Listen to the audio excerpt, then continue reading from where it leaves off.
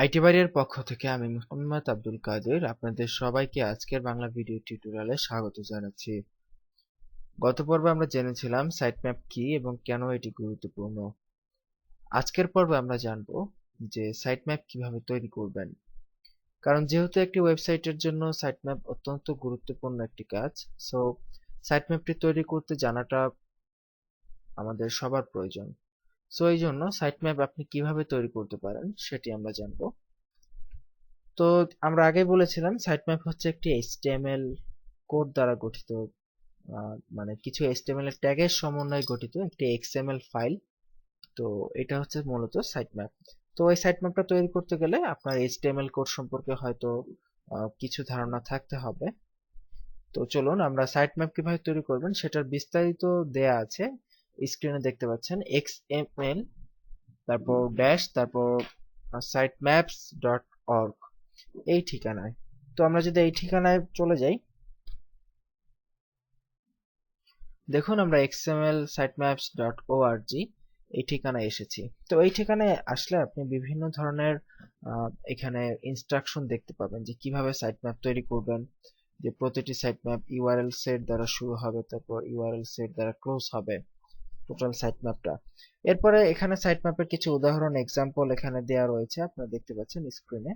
এবং নিচের দিকে গেলে সাইটম্যাপের বিভিন্ন ট্যাগ সম্পর্কে, কোন ট্যাগ কি কাজ করে, যেমন ইউআরএল সেট কি কাজ করে, তারপর ইউআরএল কি কাজ করে, তারপর লোকেশন বা এলওসি কি কাজ করে, তারপর লাস্ট মোড কি কাজ করে। এই বিভিন্ন ট্যাগের কাজ সম্পর্কে আপনি এখান থেকে আইডিয়া পাবেন এবং সব শেষে একটি টোটাল স্যাম্পল একটি সাইটম্যাপ এখানে করে দেখানো হয়েছে, আপনারা চাইলে সেটিও এখান থেকে দেখে নিতে পারেন। তো এটা আসলে যারা HTML জানেন তাদের জন্য মূলত, যারা চান যে নিজেরা নিজেদের ইচ্ছা মতো মডিফাই করে সাইটম্যাপ তৈরি করবেন, তারা এই ওয়েবসাইট থেকে হেল্প নিয়ে সাইটম্যাপ তৈরি করতে পারেন। আর অ্যাকচুয়ালি আমরা যারা অ্যাকচুয়ালি HTML জানি না বা HTML সম্পর্কে তেমন কোনো আইডিয়া নেই, সো তারাও চাইলে সাইটম্যাপ তৈরি করতে পারি ইজিলি, বা অনলাইনে এমন একটি টুল আছে যেটির মাধ্যমে আমরা HTML না জেনেও সাইটম্যাপ তৈরি করতে পারি। তো এই টুলটি হচ্ছে একটি ওয়েবসাইট, অ্যাকচুয়ালি আপনারা স্ক্রিনে দেখুন যে xmlsitemaps.com এই ঠিকানায় যদি আপনি যান তাহলে আপনি সেই ওয়েবসাইটটি পেয়ে যাবেন। তো আমরা এখান থেকে কপি করে আমরা এই ঠিকানায় চলে যাচ্ছি।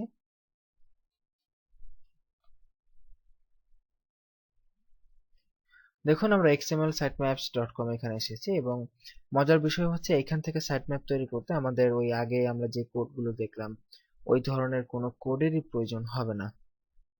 তো এখানে আমরা জাস্ট এসে আমরা এই সেকশনটিতে জাস্ট আমাদের ওয়েবসাইটের ঠিকানাটা লিখে দেব। তো আমরা আমাদের ওয়েবসাইটের ঠিকানাটা লিখে দেই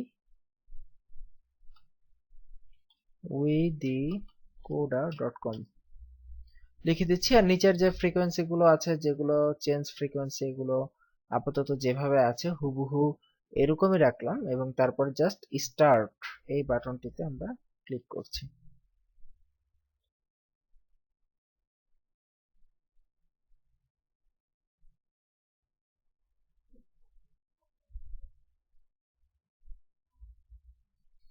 দেখুন প্রসেসিং, অলরেডি প্রসেস চলতেছে আমাদের সাইট ম্যাপ তৈরি করার জন্য।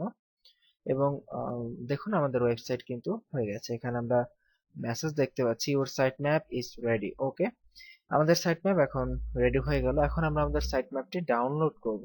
ঠিক আছে, তো ডাউনলোড করার জন্য এখানে দেখুন বিভিন্ন ধরনের অপশন, বিভিন্ন ধরনের এক্সটেনশন ওরা দিয়েছে। যে দেখতে পাচ্ছি XML ফরম্যাট, তারপর XML ডট GZ বা জিপ করা ফরম্যাট দিয়েছে, তারপর HTML ফরম্যাট দিয়েছে, তারপর রো XML ফরম্যাট দিয়েছে। তো যাই হোক, আমাদের সবচেয়ে বেশি প্রয়োজন হয় মূলত XML ফরম্যাটটা। সো আমরা এখান থেকে XML ফরম্যাটটাই ডাউনলোড করে নেব। তো এখানে ক্লিক করে আমরা XML-টা ডাউনলোড করে নিচ্ছি।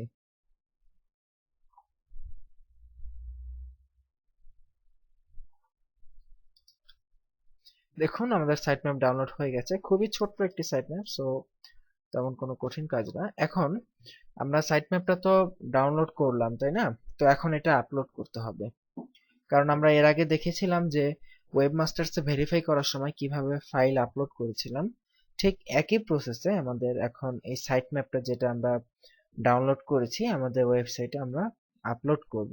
আপলোড করে আমাদের গুগলে বা আমাদের সার্চ ইঞ্জিনে সেই সাইট ম্যাপটাকে সাবমিট করতে হবে। তো আপলোড করার জন্য ঠিক সেম প্রসিডিউর আমাদের ব্যবহার করতে হবে। আমরা ফাইলজিলা দিয়ে লগ ইন করছি। গত পর্বে আপনারা দেখেছেন কিভাবে ফাইলজিলা ইউজ করতে হয়। সো একই ওয়েতে আমরা ফাইলজিলা সফটওয়্যারটি ওপেন করে জাস্ট লগ ইন করে নিচ্ছি আমাদের ওয়েবসাইটটিতে।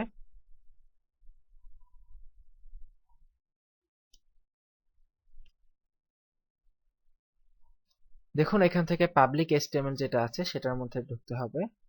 অবশ্যই আপনারা জানেন সবকিছু পাবলিক এচটিএমএল এর মধ্যে রাখতে হয়। তো যেহেতু পাবলিক এচটিএমএল হচ্ছে আমাদের রুট ফোল্ডার, সো এই জন্য তো আমরা সেই সাইটম্যাপ ফাইলটিকে জাস্ট টেনে ধরে এখানে ড্র্যাগ এন্ড ড্রপ করে ছেড়ে দিব। দেখুন এখান থেকে আমরা টেনে এখানে এনে ছেড়ে দিলাম। সো এবং এটি আপলোড হয়ে গেল। তো এখন যদি সাইটম্যাপটি আপলোড হয়ে থাকে এটি আপনি চেক করবেন কিভাবে যে আসলে সাইটম্যাপটি আপলোড হয়েছে কিনা, সেটি চেক করার একটি পদ্ধতি রয়েছে।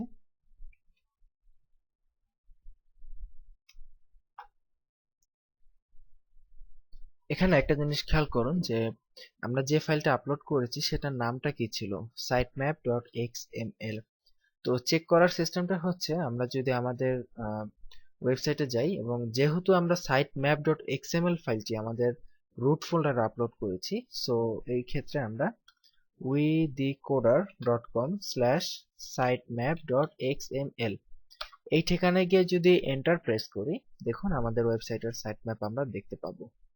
তো যেহেতু আমাদের ওয়েবসাইটটিতে তেমন কোনো পোস্ট নেই, সো অল্প কয়েকটা লিংক এখানে আছে এবং আমাদের ওয়েবসাইটটি এখানে চলে এসেছে।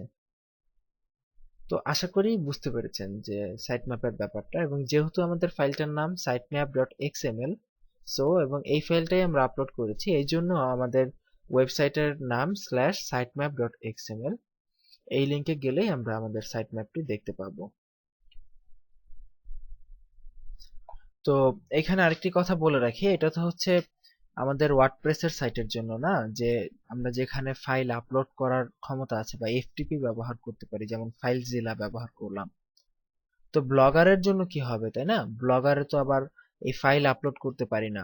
সো ব্লগারের জন্য আসলে আমাদের জন্য ইজি একটি প্রসেস আছে, যে ব্লগারে এমনিতেই সাইটম্যাপ মানে এক্সএমএল সাইটম্যাপ দেয়া থাকে, আমাদের নতুন করে এক্সএমএল সাইটম্যাপ তৈরি করতে হয় না বা আপলোডও করতে হয় না।